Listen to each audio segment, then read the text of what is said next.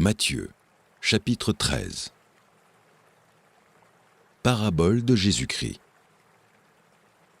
Ce même jour, Jésus sortit de la maison et s'assit au bord de la mer.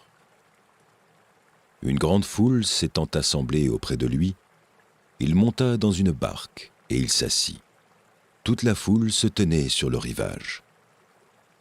Il leur parla en parabole sur beaucoup de choses, et il dit : Un semeur sortit pour semer. Comme il semait, une partie de la semence tomba le long du chemin. Les oiseaux vinrent et la mangèrent. Une autre partie tomba dans les endroits pierreux, où elle n'avait pas beaucoup de terre. Elle leva aussitôt, parce qu'elle ne trouva pas un sol profond. Mais quand le soleil parut, elle fut brûlée et sécha, faute de racines. Une autre partie tomba parmi les épines. Les épines montèrent et l'étouffèrent. Une autre partie tomba dans la bonne terre. Elle donna du fruit, un grain 100, un autre 60, un autre 30. Que celui qui a des oreilles pour entendre, entende. Les disciples s'approchèrent et lui dirent : Pourquoi leur parles-tu en parabole ? Jésus leur répondit : Parce qu'il vous a été donné de connaître les mystères du royaume des cieux, et que cela ne leur a pas été donné. Car on donnera à celui qui a, et il sera dans l'abondance, mais à celui qui n'a pas, on ôtera même ce qu'il a. C'est pourquoi je leur parle en parabole, parce qu'en voyant, ils ne voient point, et qu'en entendant, ils n'entendent ni ne comprennent. Et pour eux s'accomplit cette prophétie d'Ésaïe. Vous entendrez de vos oreilles, et vous ne comprendrez point. Vous regarderez de vos yeux, et vous ne verrez point. Car le cœur de ce peuple est devenu insensible. Ils ont endurci leurs oreilles, et ils ont fermé leurs yeux, de peur qu'ils ne voient de leurs yeux, qu'ils n'entendent de leurs oreilles, qu'ils ne comprennent de leur cœur, qu'ils ne se convertissent, et que je ne les guérisse. Mais heureux sont vos yeux, parce qu'ils voient, et vos oreilles, parce qu'elles entendent. Je vous dis en vérité, beaucoup de prophètes et de justes ont désiré voir ce que vous voyez et ne l'ont pas vu, entendre ce que vous entendez et ne l'ont pas entendu. Vous donc, écoutez ce que signifie la parabole du semeur. Lorsqu'un homme écoute la parole du royaume et ne la comprend pas, le malin vient et enlève ce qui a été semé dans son cœur. Cet homme est celui qui a reçu la semence le long du chemin. Celui qui a reçu la semence dans les endroits pierreux, c'est celui qui entend la parole et la reçoit aussitôt avec joie. Mais il n'a pas de racine en lui-même. Il manque de persistance, et dès que survient une tribulation ou une persécution à cause de la parole, il y trouve une occasion de chute. Celui qui a reçu la semence parmi les épines, c'est celui qui entend la parole, mais en qui les soucis du siècle et la séduction des richesses étouffent cette parole et la rendent infructueuse. Celui qui a reçu la semence dans la bonne terre, c'est celui qui entend la parole et la comprend. Il porte du fruit, et un grain en donne 100, un autre 60, un autre 30. Il leur proposa une autre parabole, et il dit : Le royaume des cieux est semblable à un homme qui a semé une bonne semence dans son champ.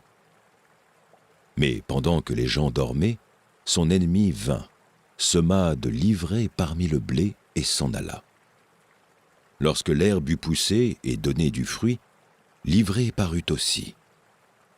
Les serviteurs du maître de la maison vinrent lui dire : Seigneur, n'as-tu pas semé une bonne semence dans ton champ ?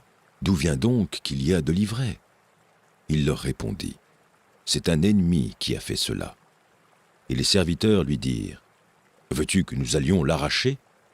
Non, dit-il, de peur qu'en arrachant l'ivraie, vous ne déraciniez en même temps le blé. Laissez croître ensemble l'un et l'autre, jusqu'à la moisson. Et à l'époque de la moisson, je dirai au moissonneur : Arrachez d'abord l'ivraie et liez-la en gerbes pour la brûler, mais amassez le blé dans mon grenier. Il leur proposa une autre parabole, et il dit : Le royaume des cieux est semblable à un grain de sénévé, qu'un homme a pris et semé dans son champ. C'est la plus petite de toutes les semences, mais quand il a poussé, il est plus grand que les légumes et devient un arbre, de sorte que les oiseaux du ciel viennent abriter dans ses branches. » Il leur dit cette autre parabole. « Le royaume des cieux est semblable à du levain qu'une femme a pris et mis dans 3 mesures de farine, jusqu'à ce que la pâte soit toute levée. » Jésus dit à la foule toutes ces choses en parabole, et il ne lui parlait point sans parabole, afin que s'accomplisse ce qui avait été annoncé par le prophète. « J'ouvrirai ma bouche en parabole, je publierai des choses cachées depuis la création du monde. » Alors il renvoya la foule et entra dans la maison. Ses disciples s'approchèrent de lui et dirent « Explique-nous la parabole de l'ivraie du champ. » Il répondit « Celui qui sème la bonne semence, c'est le Fils de l'homme. Le champ, c'est le monde. La bonne semence, ce sont les fils du royaume. L'ivraie, ce sont les fils du malin. L'ennemi qui l'a semé, c'est le diable. La moisson, c'est la fin du monde. Les moissonneurs, ce sont les anges. Or, comme on arrache l'ivraie et qu'on la jette au feu, il en sera de même à la fin du monde. Le Fils de l'homme enverra ses anges, qui arracheront de son royaume tous les scandales et ceux qui commettent l'iniquité. Ils les jetteront dans la fournaise ardente, où il y aura des pleurs et des grincements de dents. Alors les justes resplendiront comme le soleil dans le royaume de leur Père. Que celui qui a des oreilles pour entendre, entende. Le royaume des cieux est encore semblable à un trésor caché dans un champ. L'homme qui l'a trouvé le cache, et dans sa joie, il va vendre tout ce qu'il a et achète ce champ. Le royaume des cieux est encore semblable à un marchand qui cherche de belles perles. Il a trouvé une perle de grand prix, et il est allé vendre tout ce qu'il avait et l'a achetée. Le royaume des cieux est encore semblable à un filet jeté dans la mer et ramassant des poissons de toute espèce. Quand il est rempli, les pêcheurs le tirent, et, après s'être assis sur le rivage, ils mettent dans des vases ce qui est bon, et ils jettent ce qui est mauvais. Il en sera de même à la fin du monde. Les anges viendront séparer les méchants d'avec les justes, et ils les jetteront dans la fournaise ardente, où il y aura des pleurs et des grincements de dents. Avez-vous compris toutes ces choses ? Oui, répondirent-ils. Et il leur dit, c'est pourquoi tout scribe instruit de ce qui regarde le royaume des cieux est semblable à un maître de maison qui tire de son trésor des choses nouvelles et des choses anciennes. Lorsque Jésus eut achevé ses paraboles, il partit de là. S'étant rendu dans sa patrie, il enseignait dans la synagogue, de sorte que ceux qui l'entendirent étaient étonnés et disaient « D'où lui viennent cette sagesse et ces miracles ?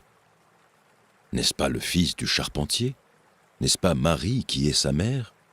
Jacques, Joseph, Simon et Jude ne sont-ils pas ses frères ? Et ses sœurs ne sont-elles pas toutes parmi nous ? D'où lui viennent donc toutes ces choses ? » Et il était pour eux une occasion de chute. Mais Jésus leur dit « Un prophète n'est méprisé que dans sa patrie et dans sa maison. » Et il ne fit pas beaucoup de miracles dans ce lieu, à cause de leur incrédulité. Proverbes, chapitre 31. Paroles du roi Lemuel, sentences par lesquelles sa mère l'instruisit. Que te dirai-je, mon fils ? Que te dirai-je, fils de mes entrailles ? Que te dirai-je, mon fils, objet de mes vœux ? Ne livre pas ta vigueur aux femmes, et tes voix à celles qui perdent les rois. Ce n'est point au roi, Lemuel, ce n'est point au roi de boire du vin, ni au prince de rechercher des liqueurs fortes, de peur qu'en buvant, ils n'oublient la loi, et ne méconnaissent les droits de tous les malheureux.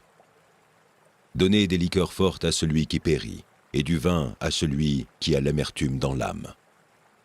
Qu'il boive et oublie sa pauvreté, et qu'il ne se souvienne plus de ses peines. Ouvre ta bouche pour le muet, pour la cause de tous les délaissés. Ouvre ta bouche, juge avec justice, et défends le malheureux et l'indigent. Qui peut trouver une femme vertueuse ? Elle a bien plus de valeur que les perles. Le cœur de son mari a confiance en elle, et les produits ne lui feront pas défaut. Elle lui fait du bien, et non du mal, tous les jours de sa vie. Elle se procure de la laine et du vin, et travaille d'une main joyeuse. Elle est comme un navire marchand, elle amène son pain de loin. Elle se lève lorsqu'il est encore nuit, et elle donne la nourriture à sa maison, et la tâche à ses servantes. Elle pense à un champ, et elle l'acquiert. Du fruit de son travail, elle plante une vigne. Elle ceint de force ses reins, et elle affermit ses bras. Elle sent que ce qu'elle gagne est bon. Sa lampe ne s'éteint point pendant la nuit. Elle met la main à la quenouille, et ses doigts tiennent le fuseau. Elle tend la main au malheureux, elle tend la main à l'indigent. Elle ne craint pas la neige pour sa maison, car toute sa maison est vêtue de cramoisis. Elle se fait des couvertures, elle a des vêtements de fin lin et de pourpre. Son mari est considéré aux portes, lorsqu'il siège avec les anciens du pays. Elle fait des chemises et les vend, et elle livre des ceintures aux marchands. Elle est revêtue de force et de gloire, et elle se rit de l'avenir. Elle ouvre la bouche avec sagesse, et des instructions aimables sont sur sa langue. Elle veille sur ce qui se passe dans sa maison, et elle ne mange pas le pain de paresse. Ses fils se lèvent et la disent heureuse. Son mari se lève et lui donne des louanges. Plusieurs filles ont une conduite vertueuse, mais toi, tu les surpasses toutes. La grâce est trompeuse et la beauté est vaine. La femme qui craint l'Éternel est celle qui sera louée. Récompensez-la du fruit de son travail, et qu'aux portes ses œuvres la louent. Psaume 44. Au chef des chantres, des fils de Corée, cantique. Ô Dieu, nous avons entendu de nos oreilles, nos pères nous ont raconté les œuvres que tu as accomplies de leur temps, au jour d'autrefois. De ta main tu as chassé des nations pour les établir, tu as frappé des peuples pour les étendre. Car ce n'est point par leur épée qu'ils se sont emparés du pays, ce n'est point par leurs bras qui les a sauvés, mais c'est ta droite, c'est ton bras, c'est la lumière de ta face, parce que tu les as aimés. Ô Dieu, tu es mon roi, ordonne la délivrance de Jacob. Avec toi nous renversons nos ennemis, avec ton nom nous écrasons nos adversaires.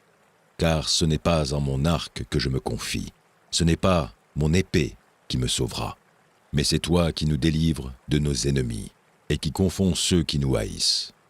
Nous nous glorifions en Dieu chaque jour et nous célébrerons à jamais ton nom. Cependant, tu nous repousses, tu nous couvres de honte, tu ne sors plus avec nos armées. Tu nous fais reculer devant l'ennemi, et ceux qui nous haïssent enlèvent nos dépouilles. Tu nous livres comme des brebis à dévorer. Tu nous disperses parmi les nations. Tu vends ton peuple pour rien, tu ne l'estimes pas à une grande valeur. Tu fais de nous un objet d'opprobre pour nos voisins, de moquerie et de risée pour ceux qui nous entourent. Tu fais de nous un objet de sarcasme parmi les nations et de hochement de tête parmi les peuples. Ma honte est toujours devant moi, et la confusion couvre mon visage, à la voix de celui qui m'insulte et m'outrage, à la vue de l'ennemi et du vindicatif. Tout cela nous arrive sans que nous t'ayons oublié, sans que nous ayons violé ton alliance. Notre cœur ne s'est point détourné, nos pas ne se sont point éloignés de ton sentier, pour que tu nous écrases dans la demeure des chacals et que tu nous couvres de l'ombre de la mort. Si nous avions oublié le nom de notre Dieu et étendu nos mains vers un Dieu étranger, Dieu ne le saurait-il pas? Lui qui connaît les secrets du cœur? Mais c'est à cause de toi qu'on nous égorge tous les jours, qu'on nous regarde comme des brebis destinées à la boucherie. Réveille-toi. Pourquoi dors-tu, Seigneur? Réveille-toi. Ne nous repousse pas à jamais. Pourquoi caches-tu ta face? Pourquoi oublies-tu notre misère et notre oppression? Car notre âme est abattue dans la poussière, notre corps est attaché à la terre. Lève-toi pour nous secourir. Délivre-nous à cause de ta bonté. Proverbes, chapitre 8. La sagesse ne crie-t-elle pas? L'intelligence n'élève-t-elle pas sa voix? C'est au sommet des hauteurs près de la route, c'est à la croisée des chemins qu'elle se place. À côté des portes, à l'entrée de la ville, à l'intérieur des portes, elle fait entendre ses cris. Homme, c'est à vous que je crie, et ma voix s'adresse au Fils de l'homme. Stupide, apprenez le discernement. Insensé, apprenez l'intelligence. Écoutez, car j'ai de grandes choses à dire, et mes lèvres s'ouvrent pour enseigner ce qui est droit. Car ma bouche proclame la vérité, et mes lèvres ont en horreur le mensonge. Toutes les paroles de ma bouche sont justes. Elles n'ont rien de faux ni de détourné. Toutes sont claires pour celui qui est intelligent, et droites pour ceux qui ont trouvé la science. Préférez mes instructions à l'argent, et la science à l'or le plus précieux. Car la sagesse vaut mieux que les perles. Elle a plus de valeur que tous les objets de prix. Moi, la sagesse, j'ai pour demeure le discernement, et je possède la science de la réflexion. La crainte de l'Éternel, c'est la haine du mal, l'arrogance et l'orgueil, la voix du mal, et la bouche perverse. Voilà ce que je hais. Le conseil et le succès m'appartiennent. Je suis l'intelligence, la force est à moi. Par moi les rois règnent, et les princes ordonnent ce qui est juste. Par moi gouvernent les chefs, les grands, tous les juges de la terre. J'aime ceux qui m'aiment, et ceux qui me cherchent me trouvent. Avec moi sont la richesse et la gloire, les biens durables et la justice. Mon fruit est meilleur que l'or pur, et mon produit est préférable à l'argent. Je marche dans le chemin de la justice, au milieu des sentiers de la droiture, pour donner des biens à ceux qui m'aiment, et pour remplir leurs trésors. L'Éternel m'a créé la première de ses œuvres, avant ses œuvres les plus anciennes. J'ai été établi depuis l'éternité, dès le commencement, avant l'origine de la terre. Je fus enfanté quand il n'y avait point d'abîme, point de source chargée d'eau, avant que les montagnes soient affermies, avant que les collines existent. Je fus enfanté. Il n'avait encore ni fait la terre, ni les campagnes, ni le premier atome de la poussière du monde. Lorsqu'il disposa les cieux, j'étais là. Lorsqu'il traça un cercle à la surface de l'abîme, lorsqu'il fixa les nuages en haut, et que les sources de l'abîme jaillirent avec force. Lorsqu'il donna une limite à la mer, pour que les eaux n'en franchissent pas les bords, lorsqu'il posa les fondements de la terre. J'étais à l'œuvre auprès de lui, et je faisais tous les jours ses délices, jouant sans cesse en sa présence, jouant sur le globe de sa terre et trouvant mon bonheur parmi les fils de l'homme. Et maintenant, mes fils, écoutez-moi. Et heureux ceux qui observent mes voies. Écoutez l'instruction pour devenir sage, ne la rejetez pas. Heureux l'homme qui m'écoute, qui veille chaque jour à mes portes, et qui en garde les poteaux. Car celui qui me trouve a trouvé la vie, et il obtient la faveur de l'Éternel. Mais celui qui pêche contre moi nuit à son âme. Tous ceux qui me haïssent aiment la mort. Ésaïe, chapitre 35. Le désert et le pays aride se réjouiront. La solitude s'égaiera et fleurira comme un narcisse. Elle se couvrira de fleurs et tressaillira de joie, avec chants d'allégresse et cris de triomphe. La gloire du Liban lui sera donnée, la magnificence du Carmel et de Saron. Ils seront la gloire de l'Éternel, la magnificence de notre Dieu. Fortifiez les mains languissantes et affermissez les genoux qui chancellent. Dites à ceux qui ont le cœur troublé, prenez courage, ne craignez point. Voici votre Dieu, la vengeance viendra, la rétribution de Dieu. Il viendra lui-même et vous sauvera. Alors s'ouvriront les yeux des aveugles, s'ouvriront les oreilles des sourds. Alors le boiteux sautera comme un cerf, et la langue du muet éclatera de joie. Car des eaux jailliront dans le désert, et des ruisseaux dans la solitude. Le mirage se changera en étang, et la terre desséchée en source d'eau. Dans le repaire qui servait de gîte au chacal, croîtront des roseaux et des joncs. Il y aura là un chemin frayé, une route qu'on appellera la voie sainte. Nul impur n'y passera, elle sera pour eux seuls. Ceux qui la suivront, même les insensés, ne pourront s'égarer. Sur cette route, point de lion. Nulle bête féroce ne la prendra, nul ne s'y rencontrera. Les délivrés y marcheront. Les rachetés de l'Éternel retourneront. Ils iront à Sion avec des chants de triomphe, et une joie éternelle couronnera leur tête. L'allégresse et la joie s'approcheront, la douleur et les gémissements s'enfuiront. Psaume 39. Au chef des chantres. À Géduthun, psaume de David. Je disais, je veillerai sur mes voies, de peur de pécher par ma langue. Je mettrai un frein à ma bouche, tant que le méchant sera devant moi. Je suis resté muet dans le silence. Je me suis tu, quoique malheureux, et ma douleur n'était pas moins vive. Mon cœur brûlait au-dedans de moi, un feu intérieur me consumait, et la parole est venue sur ma langue. Éternel, dis-moi quel est le terme de ma vie, quelle est la mesure de mes jours, que je sache combien je suis fragile. Voici, tu as donné à mes jours la largeur de la main, et ma vie est comme un rien devant toi. Oui, tout homme debout n'est qu'un souffle. Oui, l'homme se promène comme une ombre, il s'agite vainement, il amasse et il ne sait qui recueillera. Maintenant, Seigneur, que puis-je espérer? En toi mon espérance, délivre-moi de toutes mes transgressions, ne me rends pas l'opprobre de l'insensé. Je reste muet, je n'ouvre pas la bouche, car c'est toi qui agis.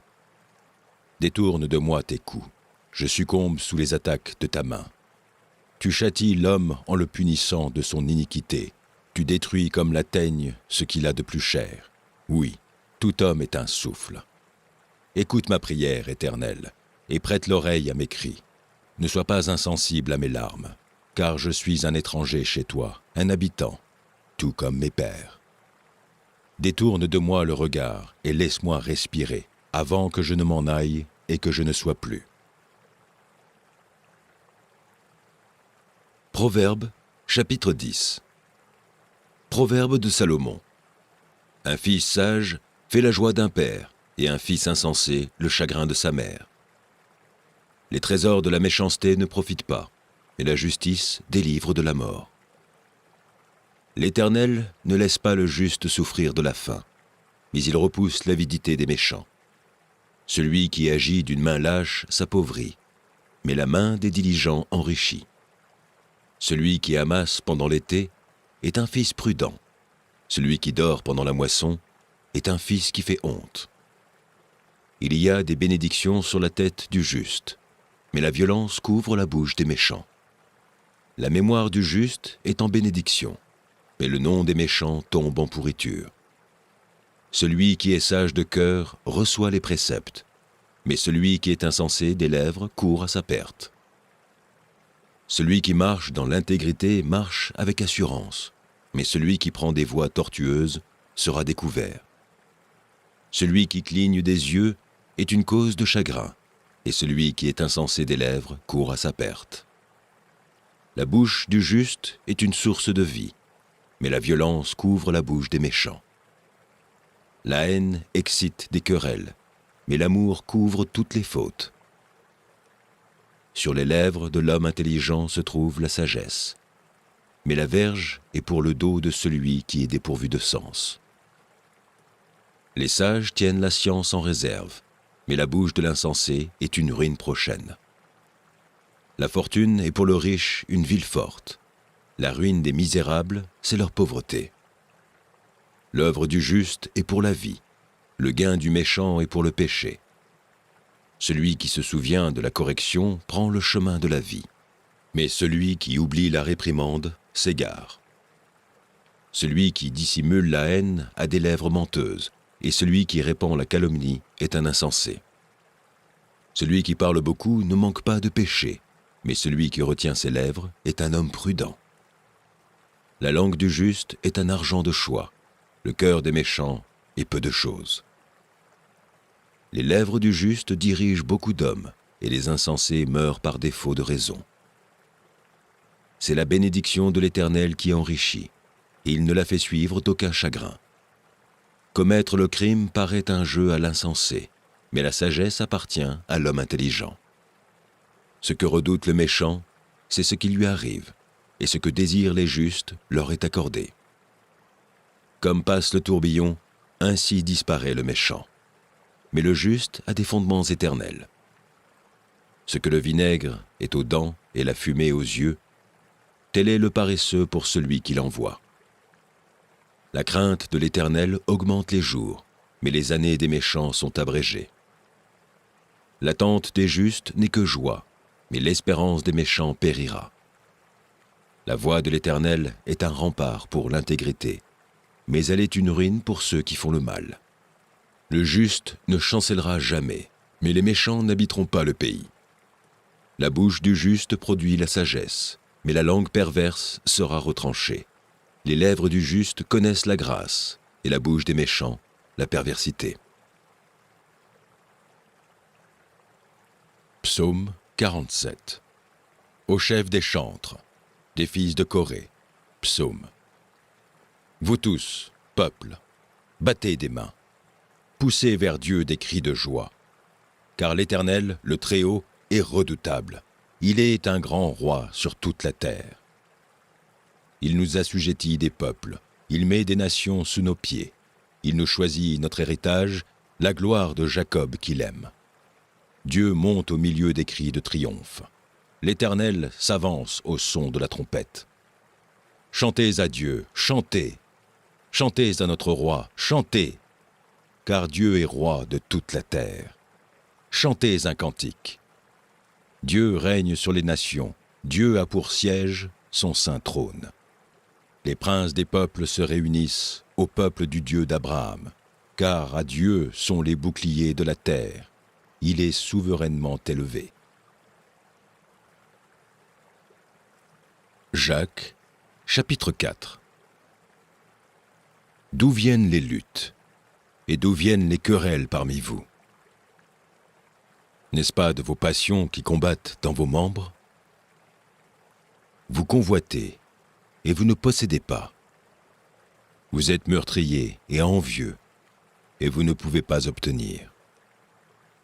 Vous avez des querelles et des luttes, et vous ne possédez pas, parce que vous ne demandez pas. Vous demandez, et vous ne recevez pas, parce que vous demandez mal, dans le but de satisfaire vos passions. Adultères que vous êtes, ne savez-vous pas que l'amour du monde est inimitié contre Dieu? Celui donc qui veut être ami du monde se rend ennemi de Dieu. Croyez-vous que l'Écriture parle en vain? C'est avec jalousie que Dieu chérit l'Esprit qu'il a fait habiter en nous. Il accorde, au contraire, une grâce plus excellente. C'est pourquoi l'Écriture dit « Dieu résiste à l'orgueilleux, mais il fait grâce aux humbles. » Soumettez-vous donc à Dieu, résistez au diable, et il fuira loin de vous. Approchez-vous de Dieu, et il s'approchera de vous. Nettoyez vos mains, pécheurs. Purifiez vos cœurs, hommes irrésolus. Sentez votre misère. Soyez dans le deuil et dans les larmes.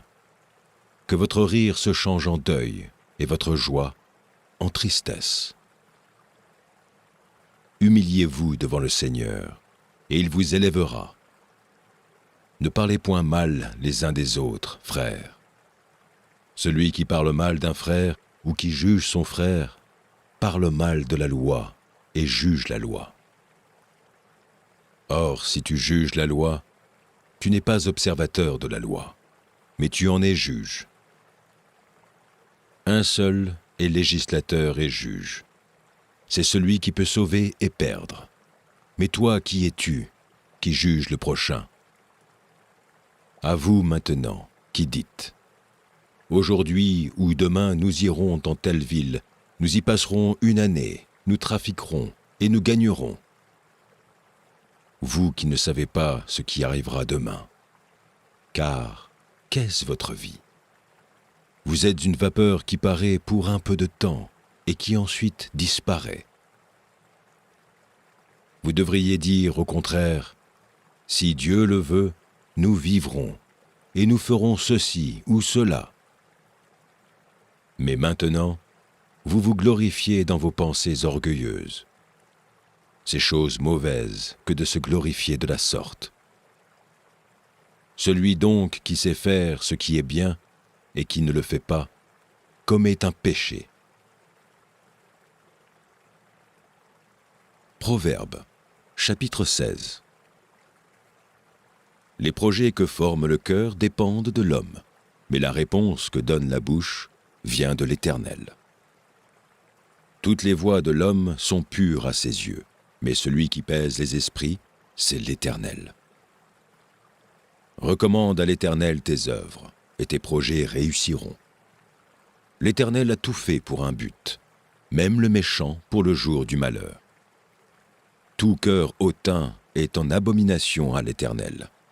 Certes, il ne restera pas impuni. Par la bonté et la fidélité, on expie l'iniquité, et par la crainte de l'Éternel, on se détourne du mal. Quand l'Éternel approuve les voies d'un homme, il dispose favorablement à son égard même ses ennemis. Mieux vaut peu avec la justice que de grands revenus avec l'injustice. Le cœur de l'homme médite sa voie, mais c'est l'Éternel qui dirige ses pas. Des oracles sont sur les lèvres du roi. Sa bouche ne doit pas être infidèle quand il juge. Le poids et la balance justes sont à l'Éternel. Tous les poids du sac sont son ouvrage. Les rois ont horreur de faire le mal, car c'est par la justice que le trône s'affermit. Les lèvres justes gagnent la faveur des rois, et ils aiment celui qui parle avec droiture. La fureur du roi est un messager de mort, et un homme sage doit l'apaiser. La sérénité du visage du roi donne la vie, et sa faveur est comme une pluie du printemps. Combien acquérir la sagesse vaut mieux que l'or? Combien acquérir l'intelligence est préférable à l'argent? Le chemin des hommes droits, c'est d'éviter le mal. Celui qui garde son âme veille sur sa voie. L'arrogance précède la ruine, et l'orgueil précède la chute. Mieux vaut être humble avec les humbles que de partager le butin avec les orgueilleux. Celui qui réfléchit sur les choses trouve le bonheur, et celui qui se confie en l'Éternel est heureux. Celui qui est sage de cœur est appelé intelligent, et la douceur des lèvres augmente le savoir. La sagesse est une source de vie pour celui qui la possède, et le châtiment des insensés, c'est leur folie. Celui qui est sage de cœur manifeste la sagesse par sa bouche, et l'accroissement de son savoir paraît sur ses lèvres. Les paroles agréables sont un rayon de miel, douces pour l'âme et salutaires pour le corps. Telle voie apparaît droite à un homme, mais son issue, c'est la voie de la mort. Celui qui travaille, travaille pour lui, car sa bouche l'y excite. L'homme pervers prépare le malheur, et il y a sur ses lèvres comme un feu ardent. L'homme pervers excite des querelles, et le rapporteur divise les amis. L'homme violent séduit son prochain, et le fait marcher dans une voie qui n'est pas bonne.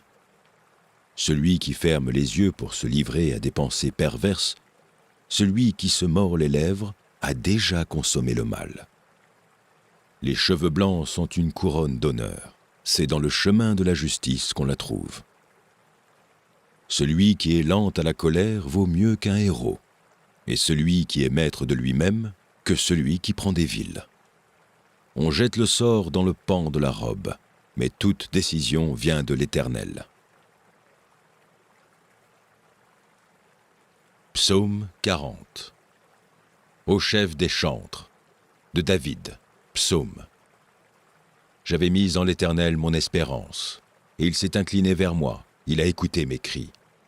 Il m'a retiré de la fosse de destruction, du fond de la boue, et il a dressé mes pieds sur le roc, il a affermi mes pas. Il a mis dans ma bouche un cantique nouveau, une louange à notre Dieu. Beaucoup l'ont vu et ont eu de la crainte. Ils se sont confiés en l'Éternel. Heureux l'homme qui place en l'Éternel sa confiance et qui ne se tourne pas vers les hautains et les menteurs. Tu as multiplié, Éternel, mon Dieu. Tes merveilles et tes desseins en notre faveur, nul n'est comparable à toi. Je voudrais les publier et les proclamer, mais leur nombre est trop grand pour que je les raconte. Tu ne désires ni sacrifice ni offrande, tu m'as ouvert les oreilles. Tu ne demandes ni holocauste ni victime expiatoire. Alors je dis, voici, je viens avec le rouleau du livre écrit pour moi. Je veux faire ta volonté, mon Dieu, et ta loi est au fond de mon cœur. J'annonce la justice dans la grande assemblée. Voici, je ne ferme pas mes lèvres, Éternel, tu le sais. Je ne retiens pas dans mon cœur ta justice. Je publie ta vérité et ton salut. Je ne cache pas ta bonté et ta fidélité dans la grande assemblée. Toi, Éternel, tu ne me refuseras pas tes compassions. Ta bonté et ta fidélité me garderont toujours, car des maux sans nombre m'environnent. Les châtiments de mes iniquités m'atteignent, et je ne puis en supporter la vue. Ils sont plus nombreux que les cheveux de ma tête, et mon courage m'abandonne. Veuille me délivrer, ô Éternel. Éternel, viens en hâte à mon secours. Que tous ensemble, ils soient honteux et confus. Ceux qui en veulent à ma vie pour l'enlever, qu'ils reculent et rougissent, ceux qui désirent ma perte. Qu'ils soient dans la stupeur par l'effet de leur honte, ceux qui disent « Ha ha !» Que tous ceux qui te cherchent soient dans l'allégresse et se réjouissent en toi. Que ceux qui aiment ton salut disent sans cesse « Exalté soit l'Éternel ». Moi, je suis pauvre et indigent, mais le Seigneur pense à moi. Tu es mon aide et mon libérateur. Mon Dieu, ne tarde pas. Proverbes, chapitre 11. La balance fausse est en horreur à l'Éternel, mais le poids juste lui est agréable. Quand vient l'orgueil, vient aussi l'ignominie, mais la sagesse est avec les humbles. L'intégrité des hommes droits les dirige, mais les détours des perfides causent leur ruine. Au jour de la colère, la richesse ne sert à rien, mais la justice délivre de la mort. La justice de l'homme intègre aplanit sa voie, mais le méchant tombe par sa méchanceté. La justice des hommes droits les délivre, mais les méchants sont pris par leur malice. À la mort du méchant, son esprit périt, et l'attente des hommes iniques est anéantie. Le juste est délivré de la détresse, et le méchant prend sa place. Par sa bouche, l'impie perd son prochain, mais les justes sont délivrés par la science. Quand les justes sont heureux, la ville est dans la joie, et quand les méchants périssent, on pousse des cris d'allégresse. La ville s'élève par la bénédiction des hommes droits, mais elle est renversée par la bouche des méchants. Celui qui méprise son prochain est dépourvu de sens, mais l'homme qui a de l'intelligence se tait.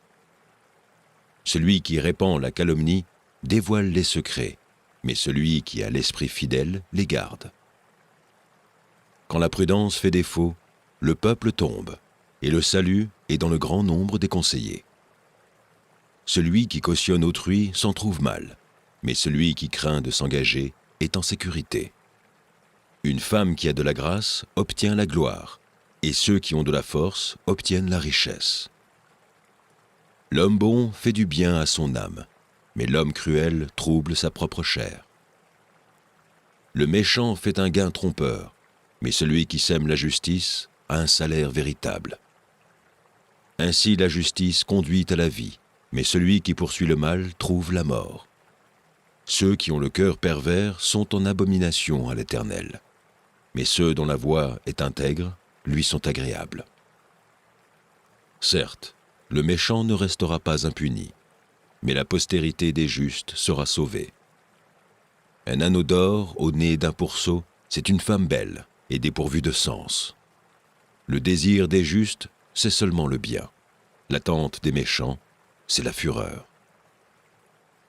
Tel qui donne libéralement devient plus riche, et tel qui épargne à l'excès ne fait que s'appauvrir. L'âme bienfaisante sera rassasiée, et celui qui arrose sera lui-même arrosé. Celui qui retient le blé est maudit du peuple, mais la bénédiction est sur la tête de celui qui le vend. Celui qui recherche le bien s'attire de la faveur, mais celui qui poursuit le mal en est atteint. Celui qui se confie dans ses richesses tombera, mais les justes verdiront comme le feuillage. Celui qui trouble sa maison héritera du vent, et l'insensé sera l'esclave de l'homme sage. Le fruit du juste est un arbre de vie, et le sage s'empare des âmes. Voici, le juste reçoit sur la terre une rétribution. Combien plus le méchant et le pécheur. Marc, chapitre 4. Jésus se mit de nouveau à enseigner au bord de la mer. Une grande foule s'étant assemblée auprès de lui, il monta et s'assit dans une barque, sur la mer. Toute la foule était à terre sur le rivage. Il leur enseigna beaucoup de choses en paraboles, et il leur dit dans son enseignement : Écoutez, un semeur sortit pour semer. Comme il semait, une partie de la semence tomba le long du chemin. Les oiseaux vinrent et la mangèrent. Une autre partie tomba dans un endroit pierreux, où il n'avait pas beaucoup de terre. Elle leva aussitôt, parce qu'elle ne trouva pas un sol profond. Mais quand le soleil parut, elle fut brûlée et sécha, faute de racines. Une autre partie tomba parmi les épines. Les épines montèrent et l'étouffèrent, et elle ne donna point de fruits. Une autre partie tomba dans la bonne terre. Elle donna du fruit qui montait et croissait. Et elle rapporta 30, 60 et 100 pour un. Puis il dit : Que celui qui a des oreilles pour entendre, entende. Lorsqu'il fut en particulier, ceux qui l'entouraient avec les 12 l'interrogèrent sur les paraboles. Il leur dit : C'est à vous qu'a été donné le mystère du royaume de Dieu. Mais pour ceux qui sont dehors, tout se passe en paraboles, afin qu'en voyant, ils voient et n'aperçoivent point, et qu'en entendant, ils entendent et ne comprennent point, de peur qu'ils ne se convertissent et que les péchés ne leur soient pardonnés. Il leur dit encore : Vous ne comprenez pas cette parabole ? Comment donc comprendrez-vous toutes les paraboles ? Le semeur sème la parole. Les uns sont sur le long du chemin, où la parole est semée. Quand ils l'ont entendue, aussitôt Satan vient et enlève la parole qui était semée en eux. Les autres, pareillement, reçoivent la semence dans les endroits pierreux. Quand ils entendent la parole, ils la reçoivent d'abord avec joie. Mais ils n'ont pas de racine en eux-mêmes. Ils manquent de persistance. Et dès que survient une tribulation ou une persécution à cause de la parole, ils éprouvent une occasion de chute. D'autres reçoivent la semence parmi les épines. Ce sont ceux qui entendent la parole, mais en qui les soucis du siècle, la séduction des richesses et l'invasion des autres convoitises étouffent la parole et la rendent infructueuse. D'autres reçoivent la semence dans la bonne terre. Ce sont ceux qui entendent la parole, la reçoivent et portent du fruit, 30, 60 et 100 pour un. Il leur dit encore : Apportons la lampe pour la mettre sous le boisseau ou sous le lit. N'est-ce pas pour la mettre sur le chandelier ? Car il n'est rien de caché qui ne doive être découvert, rien de secret qui ne doive être mis au jour. Si quelqu'un a des oreilles pour entendre, qu'il entende. Il dit encore : Prenez garde à ce que vous entendez. On vous mesurera avec la mesure dont vous vous serez servi. et on y ajoutera pour vous. Car on donnera à celui qui a, mais à celui qui n'a pas, on ôtera même ce qu'il a. Il dit encore, « Il en est du royaume de Dieu, comme quand un homme jette de la semence en terre. Qu'il dorme ou qu'il veille, nuit et jour, la semence germe et croît sans qu'il sache comment.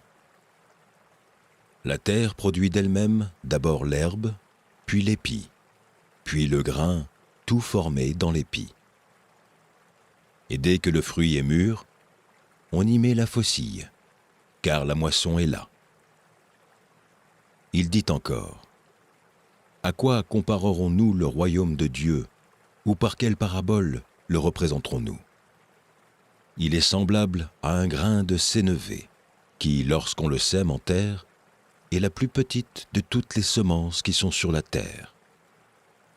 Mais lorsqu'il a été semé, il monte, devient plus grand que tous les légumes, et pousse de grandes branches, en sorte que les oiseaux du ciel peuvent habiter sous son ombre. » C'est par beaucoup de paraboles de ce genre qu'il leur annonçait la parole, selon qu'ils étaient capables de l'entendre. Il ne leur parlait point sans parabole, mais en particulier, il expliquait tout à ses disciples.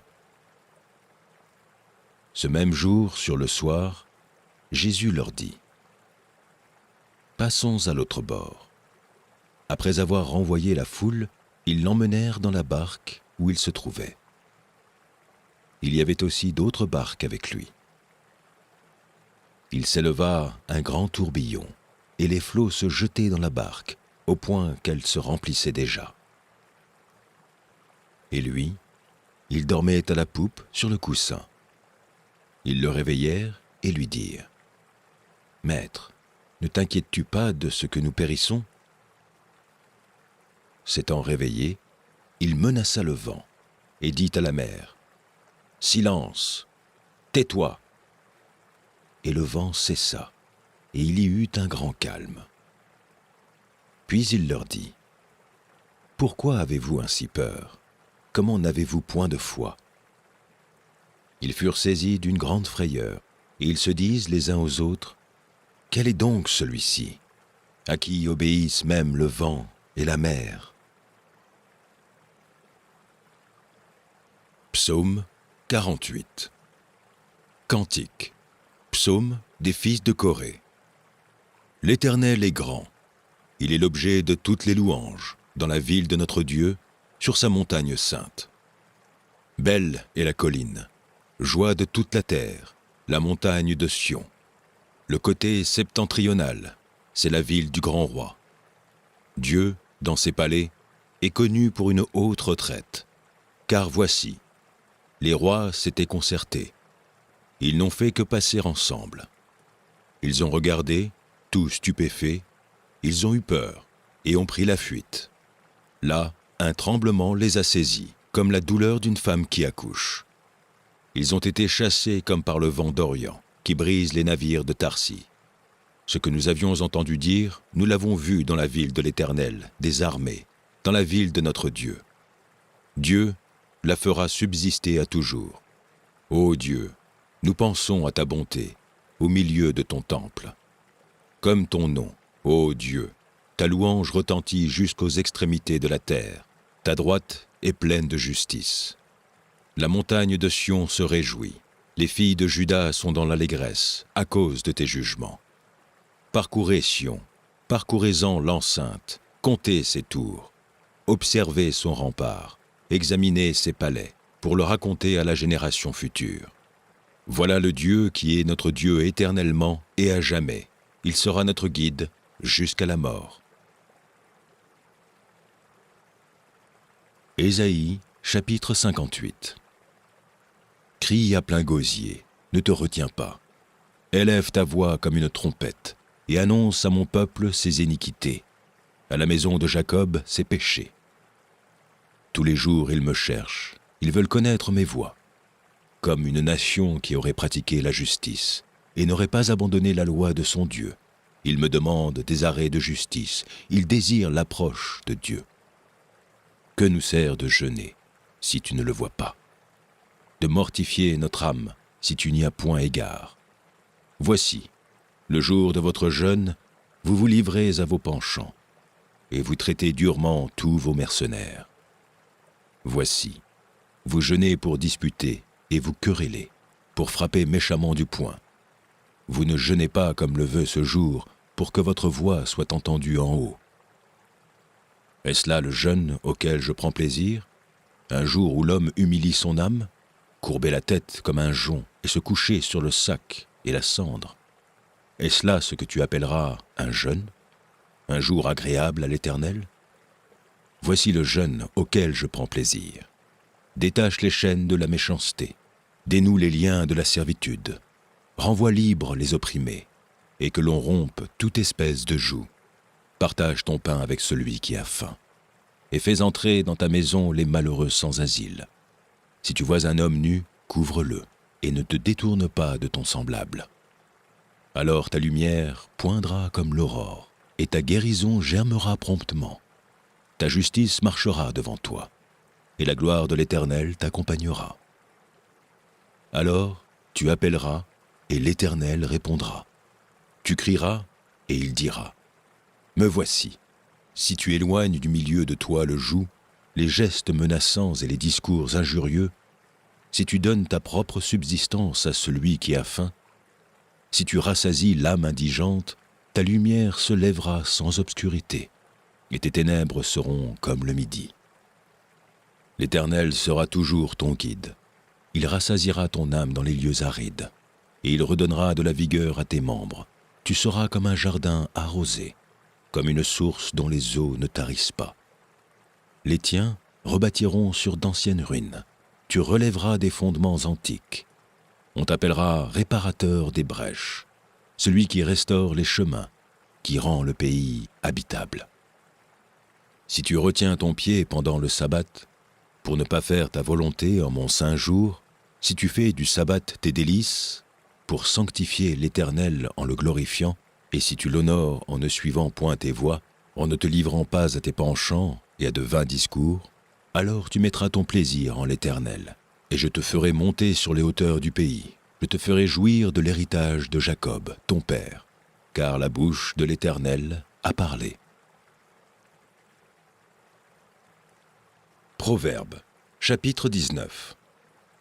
Mieux vaut le pauvre qui marche dans son intégrité que l'homme qui a des lèvres perverses et qui est un insensé. Le manque de science n'est bon pour personne, et celui qui précipite ses pas tombe dans le péché.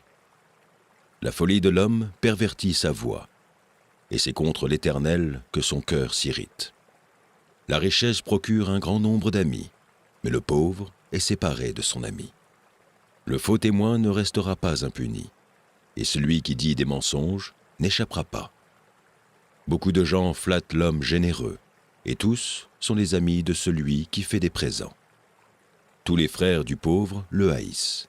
Combien plus ses amis s'éloignent-ils de lui? Il leur adresse des paroles suppliantes, mais ils disparaissent. Celui qui acquiert du sens aime son âme.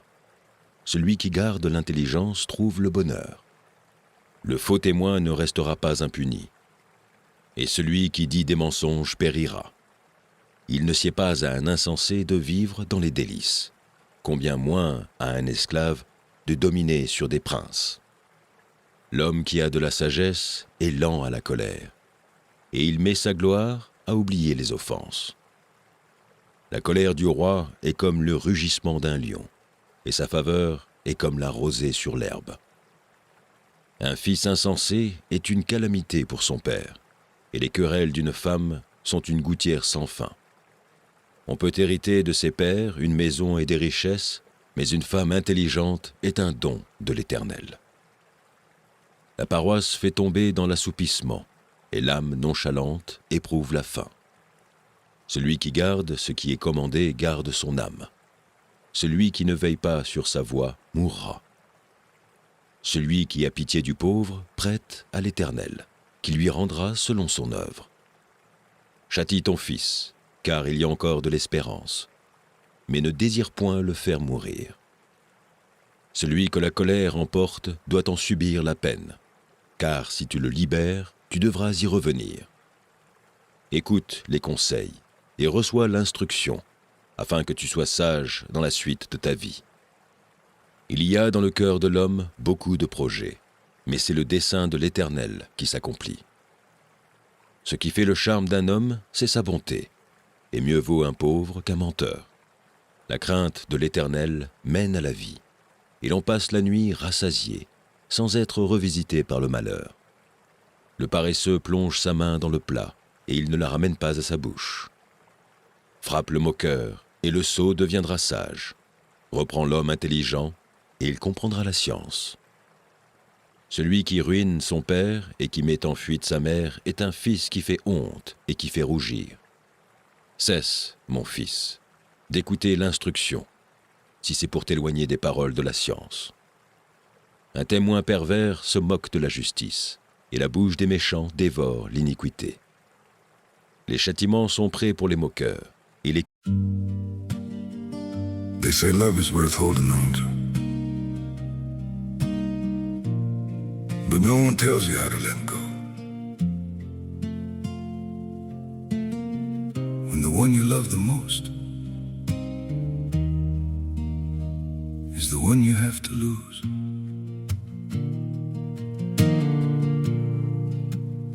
I tried to hold you closer while you were slipping away. Every word between us started breaking into ways. You stayed quiet, I kept hoping we could still somehow survive. But the tighter I was holding, the more we... They say love is worth holding on to, but no one tells you how to let go. When the one you love the most is the one you have to lose.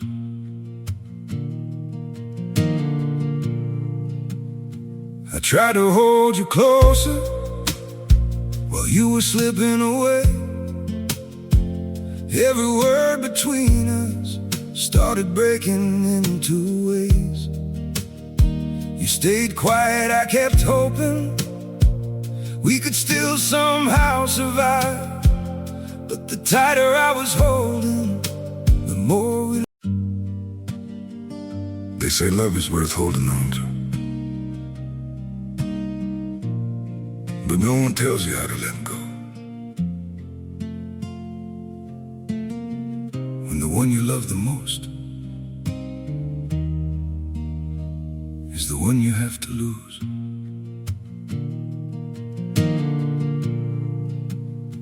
I tried to hold you closer while you were slipping away. Every word between us started breaking into ways. You stayed quiet, I kept hoping we could still somehow survive. But the tighter I was holding, the more we... They say love is worth holding on to, but no one tells you how to let go.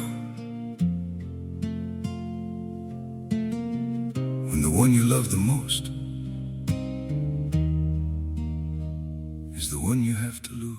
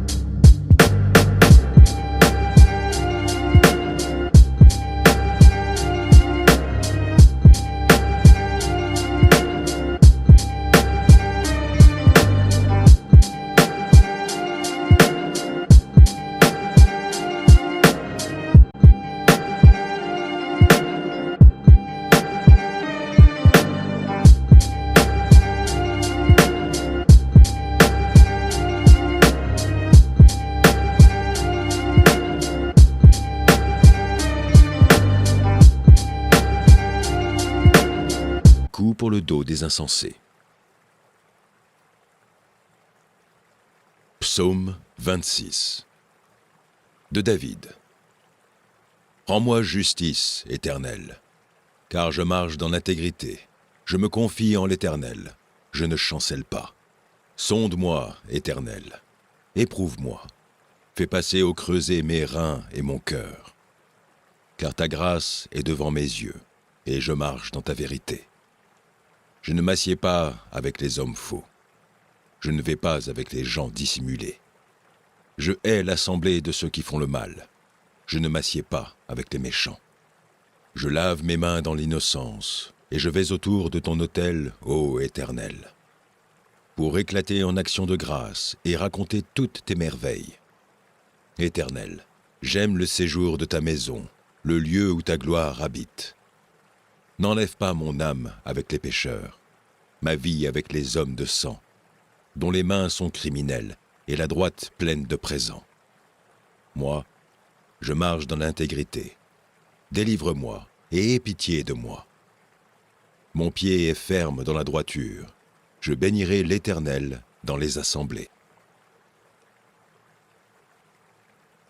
Première épître de Jean, chapitre 1. Ce qui était dès le commencement, ce que nous avons entendu, ce que nous avons vu de nos yeux, ce que nous avons contemplé et que nos mains ont touché, concernant la parole de vie. Car la vie a été manifestée, et nous l'avons vue et nous lui rendons témoignage. Et nous vous annonçons la vie éternelle, qui était auprès du Père et qui nous a été manifestée. Ce que nous avons vu et entendu, nous vous l'annonçons à vous aussi, afin que vous aussi vous soyez en communion avec nous. Or, notre communion est avec le Père et avec son Fils, Jésus-Christ. Et nous écrivons ces choses, afin que notre joie soit parfaite. La nouvelle que nous avons apprise de lui et que nous vous annonçons, c'est que Dieu est lumière et qu'il n'y a point en lui de ténèbres. Si nous disons que nous sommes en communion avec lui et que nous marchions dans les ténèbres, nous mentons et nous ne pratiquons pas la vérité. Mais si nous marchons dans la lumière, comme il est lui-même dans la lumière, nous sommes mutuellement en communion, et le sang de Jésus, son Fils, nous purifie de tout péché. Si nous disons que nous n'avons pas de péché, nous nous séduisons nous-mêmes, et la vérité n'est point en nous. Si nous confessons nos péchés, il est fidèle et juste pour nous les pardonner, et pour nous purifier de toute iniquité. Si nous disons que nous n'avons pas péché, nous le faisons menteur, et sa parole n'est point en nous. Psaume 49. Au chef des chantres, des fils de Corée, psaume. Écoutez ceci, vous tous, peuple, prêtez l'oreille, vous tous, habitants du monde. Petits et grands, riches et pauvres. Ma bouche va faire entendre des paroles sages, et mon cœur a des pensées pleines de sens. Je prête l'oreille aux sentences qui me sont inspirées. J'ouvre mon chant au son de la harpe. Pourquoi craindrais-je au jour du malheur lorsque l'iniquité de mes adversaires m'enveloppe? Ils ont confiance en leurs biens et se glorifient de leur grande richesse. Ils ne peuvent se racheter l'un l'autre, ni donner à Dieu le prix du rachat. Le rachat de leur âme est cher et n'aura jamais lieu. Ils ne vivront pas toujours. Ils n'éviteront pas la vue de la fosse, car ils la verront. Les sages meurent, l'insensé et le stupide périssent également, et ils laissent à d'autres leurs biens. Ils s'imaginent que leurs maisons seront éternelles, que leurs demeures subsisteront d'âge en âge, eux dont les noms sont honorés sur la terre. Mais l'homme qui est en honneur n'a point de durée, il est semblable aux bêtes que l'on égorge. Telle est leur voie, leur folie, et ceux qui les suivent se plaisent à leur discours. Comme un troupeau, ils sont mis dans le séjour des morts, la mort en fait sa pâture. Et bientôt, les hommes droits les foulent aux pieds.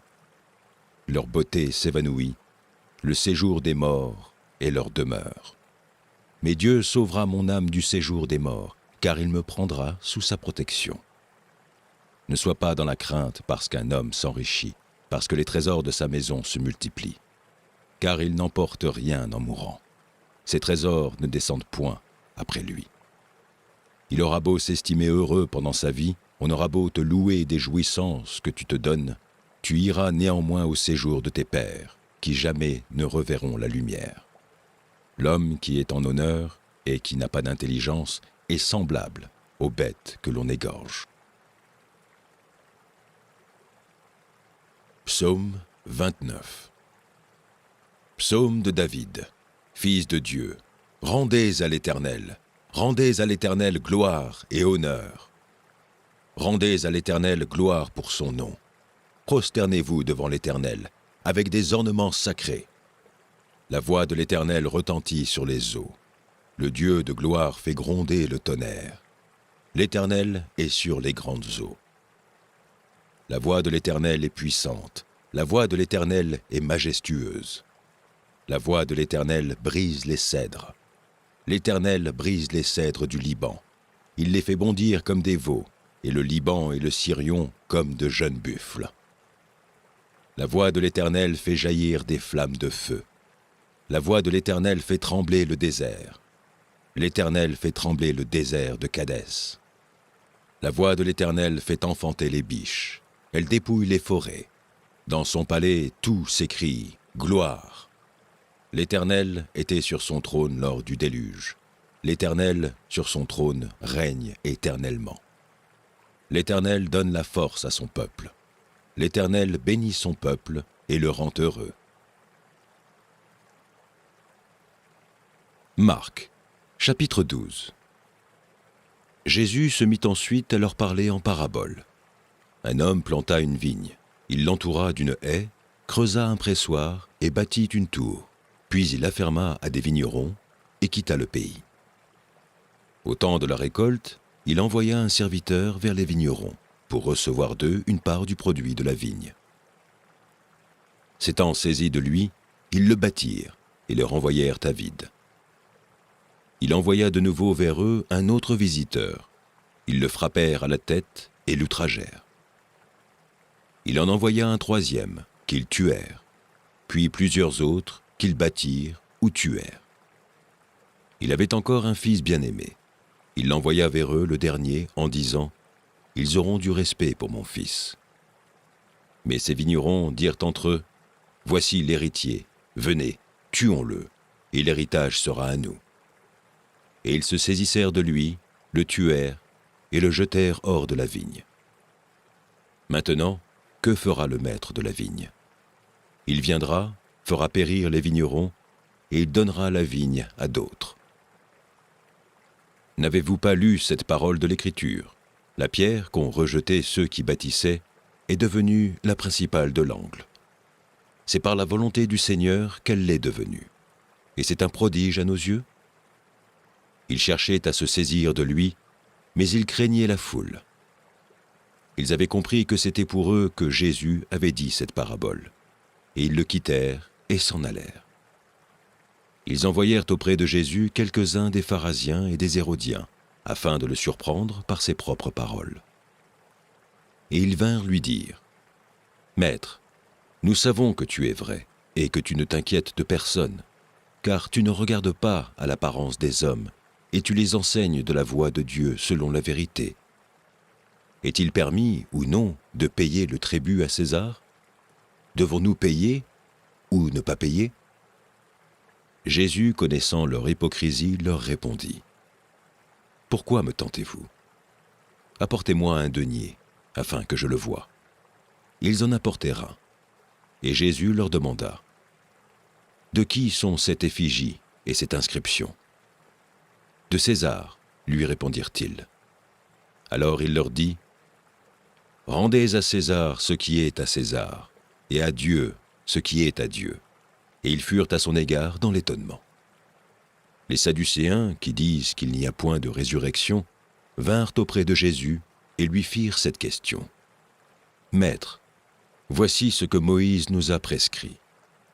Si le frère de quelqu'un meurt et laisse une femme sans avoir d'enfant, son frère épousera sa veuve et suscitera une postérité à son frère. Or, il y avait 7 frères. Le premier se maria et mourut sans laisser de postérité. Le second prit la veuve pour femme et mourut sans laisser de postérité.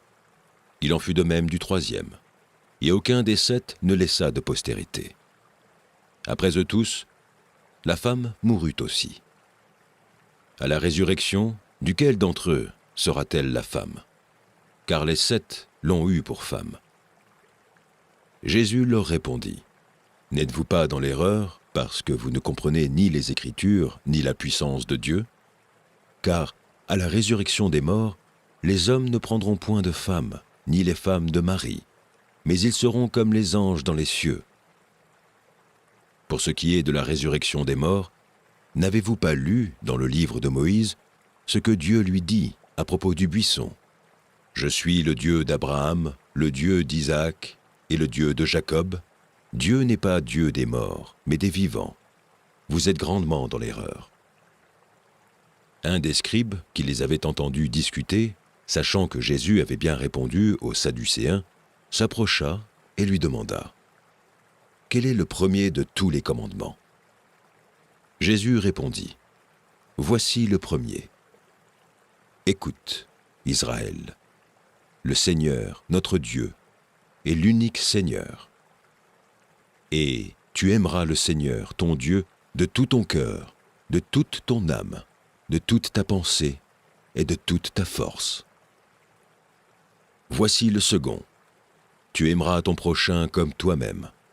Il n'y a pas d'autre commandement plus grand que cela. » Le scribe lui dit, « Bien, maître, mais tu as dit avec vérité que Dieu est unique et qu'il n'y en a point d'autre que lui, et que l'aimer de tout son cœur, de toute sa pensée, de toute son âme et de toute sa force, et aimer son prochain comme soi-même, c'est plus que tous les holocaustes et tous les sacrifices. » Jésus, voyant qu'il avait répondu avec intelligence, lui dit, « Tu n'es pas loin du royaume de Dieu, et personne n'osera plus lui poser des questions. » Jésus, continuant à enseigner dans le temple, dit, « Comment les scribes disent-ils que le Christ est le fils de David?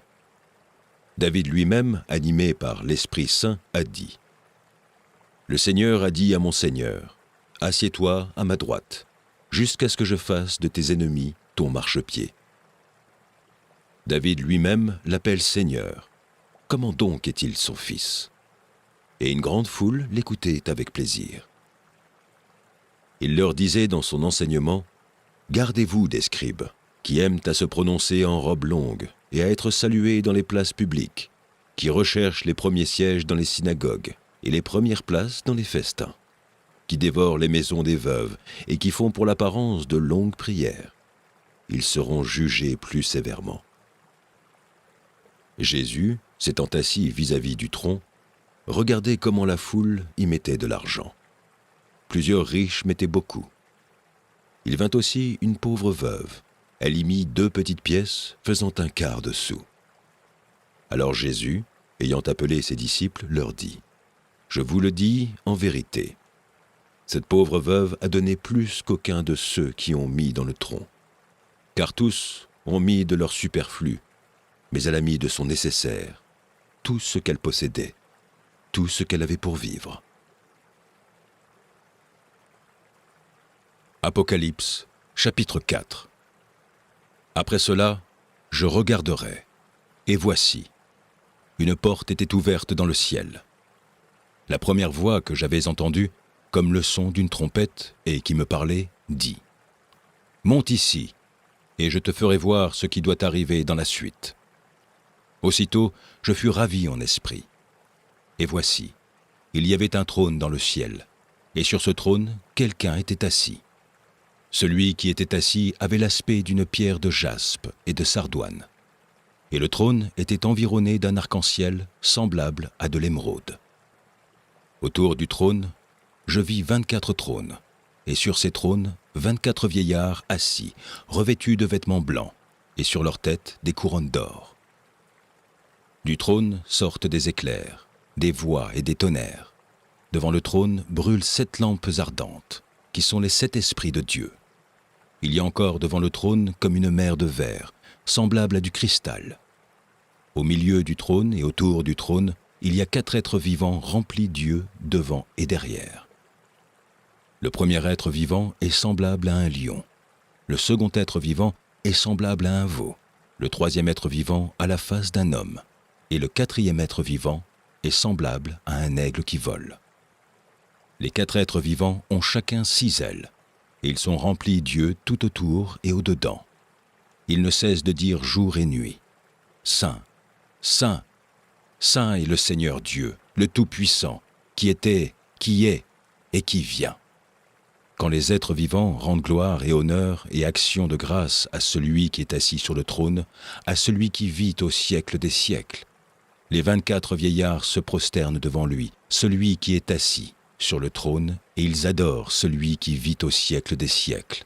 Et ils jettent leur couronne devant le trône en disant « Tu es digne, notre Seigneur et notre Dieu, de recevoir la gloire et l'honneur et la puissance, car tu as créé toutes choses, et c'est par ta volonté qu'elles existent et qu'elles ont été créées. »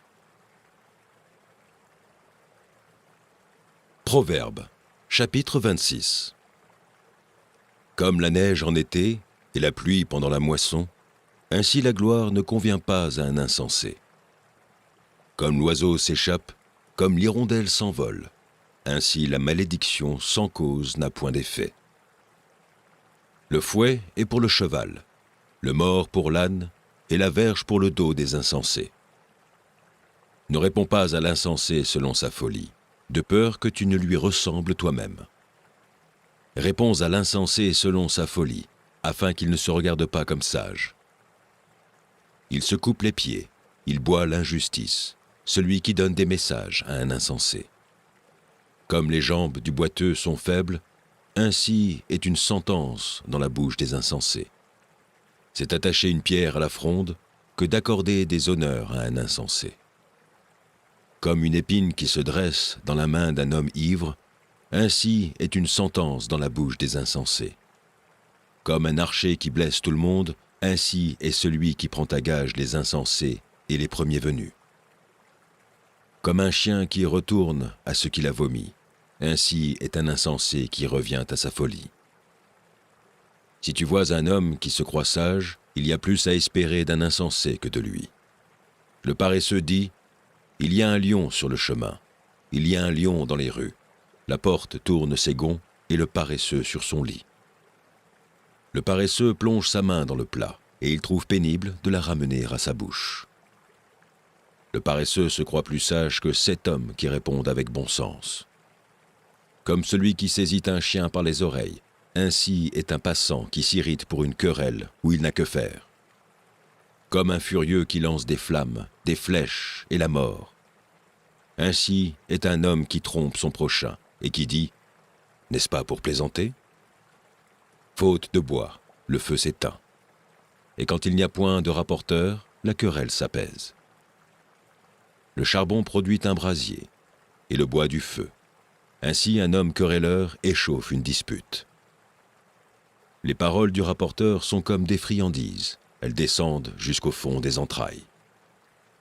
Comme des scories d'argent appliquées sur un vase de terre, ainsi sont des lèvres brûlantes et un cœur mauvais. Par ses lèvres, celui qui hait se déguise, et il met au-dedans de lui la tromperie. Lorsqu'il prend une voix douce, ne le crois pas, car il y a 7 abominations dans son cœur. S'il cache sa haine sous sa dissimulation, sa méchanceté se révélera dans l'assemblée. Celui qui creuse une fosse y tombe, et la pierre revient sur celui qui la roule. La langue fausse hait ceux qu'elle écrase, et la bouche flatteuse prépare la ruine. Psaume 38. Psaume de David, pour souvenir. Éternel, ne me punis pas dans ta colère, et ne me châtie pas dans ta fureur, car tes flèches m'ont atteint, et ta main s'est appesantie sur moi. Il n'y a rien de sain dans ma chair à cause de ta colère, il n'y a plus de vigueur dans mes os à cause de mon péché. Car mes iniquités s'élèvent au-dessus de ma tête, comme un lourd fardeau, elles sont trop pesantes pour moi. Mes plaies sont infectes et purulentes, par l'effet de ma folie. Je me suis courbé, abattu au dernier point. Tout le jour je marche dans la tristesse, car un mal brûlant dévore mes entrailles, et il n'y a rien de sain dans ma chair. Je suis sans force, entièrement brisé. Le trouble de mon cœur m'arrache des gémissements. Seigneur, tous mes désirs sont devant toi, et mes soupirs ne te sont point cachés. Mon cœur est agité, ma force m'abandonne, et la lumière de mes yeux n'est plus même avec moi. Mes amis et mes connaissances s'éloignent de ma plaie, et mes proches se tiennent à l'écart. Ceux qui en veulent à ma vie tendent leurs pièges, ceux qui cherchent mon malheur disent des méchancetés, et méditent tout le jour des tromperies. Et moi, je suis comme un sourd, je n'entends pas, je suis comme un muet qui n'ouvre pas la bouche, je suis comme un homme qui n'entend pas, et dans la bouche duquel il n'y a point de relique. Éternel, c'est en toi que j'espère. Tu répondras, Seigneur mon Dieu. Car je dis, ne permets pas qu'ils se réjouissent à mon sujet, qu'ils s'élèvent contre moi, si mon pied chancelle. Car je suis près de tomber, et ma douleur est toujours devant moi. Car je reconnais mon iniquité, je suis dans la crainte à cause de mon péché. Et mes ennemis sont pleins de vie, pleins de force. Ceux qui me haïssent sans cause sont nombreux. Ils me rendent le mal pour le bien. Ils sont mes adversaires parce que je recherche le bien. Ne m'abandonne pas, Éternel. Mon Dieu, ne t'éloigne pas de moi. Viens en hâte à mon secours, Seigneur, mon salut.